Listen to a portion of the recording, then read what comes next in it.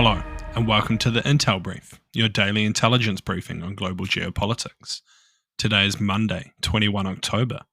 I'm your host, Daniel, the founder of HM Intelligence, and every weekday we bring you not just the news, but the so what from the events and decisions that shape our world. So grab a coffee and get ready to be informed. Just by way of an update, this will be the only podcast this week as I am away on holiday for the remainder of the week. So we'll see you again on Monday, the 28th.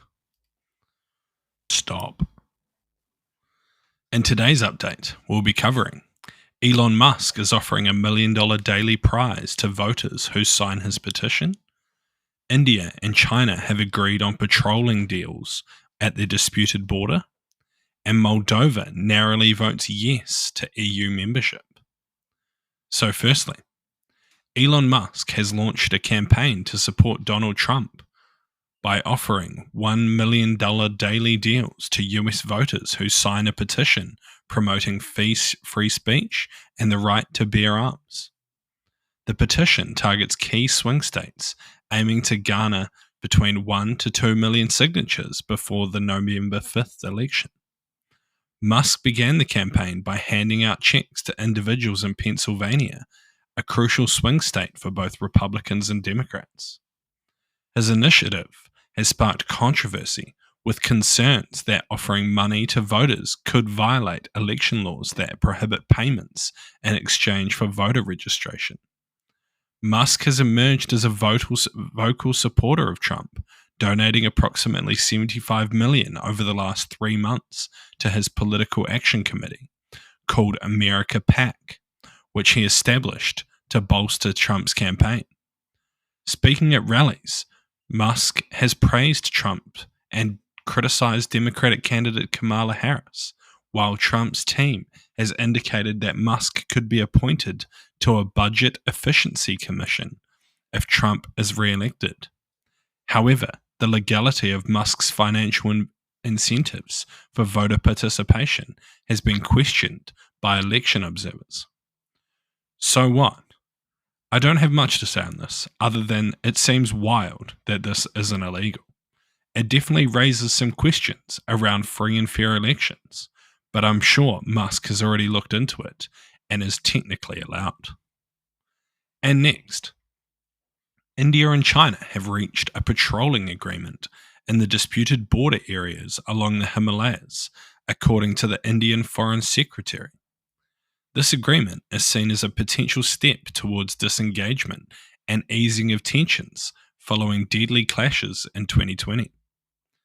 The two countries' diplomatic and military negotiators held several rounds of talks, culminating in a consensus on a patrolling arrangement along the line of actual control, the de facto border between India and China.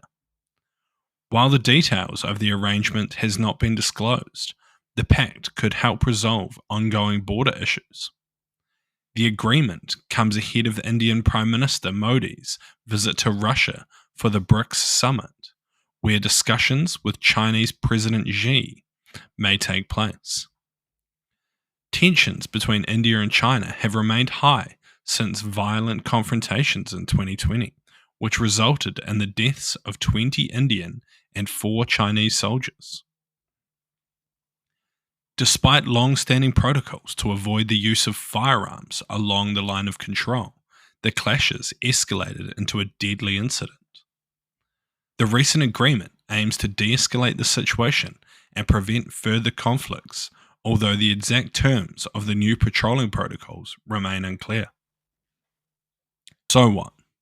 Much like most border disputes with China, it is likely that any agreement that has been reached will eventually be broken. This has happened in several countries, but most prominently in the South China Sea.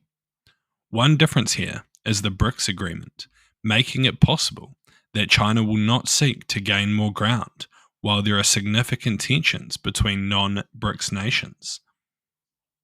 And lastly, in Moldova's referendum on the EU membership, the yes vote narrowly led with 50.28% of ballots, a margin of just 8,000 votes over the anti-EU side, with more than 99% of votes counted. The final boost for the pro-EU camp came from Moldovans living abroad, whose votes were counted last. The turnout was around 50%, surpassing the 33% threshold required for the referendum to be valid. Moldova, a largely agriculture nation of 2.5 million people, has pursued closer ties with the EU, especially following Russia's invasion of Ukraine. However, pro-Russian factions had urged citizens to reject or boycott the referendum, and allegations of Russian interference in the vote have surfaced. President Maia Sandu, a pro-EU candidate, accused foreign-backed criminal groups of attempting to undermine the democratic process by buying votes, claiming up to 300,000 votes may have been influenced. The EU echoed these concerns about significant Russian interference ahead of the referendum. Meanwhile, Sandu is also leading the presidential race with about 39% of the vote, but has fallen short of an outright majority, meaning she will have a runoff against her close competitor, who has 28% of the vote. The election has been overshadowed by reports of vote-buying schemes allegedly funded by Russia, as well as plans for riots to disrupt the process, adding tension to an already fraught political landscape. So what? This was a critical vote for Moldova, and it is positive to see the EU side come out with the victory. While it will not be a simple process from here to join the EU, particularly with Transnistria still controlled by Russian forces. However, it is funny to see that Russia has almost been openly buying votes in this election, a tactic that we have already covered in today's podcast. Funny that.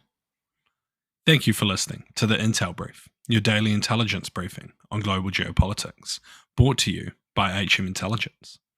If you want to support the podcast, why not tell your friends to help them stay informed? Or if you want to learn more about intelligence, why not take one of our courses? They're all online, self-paced, and affordable. Thank you for listening. I've been your host, Daniel, and I'll see you next time.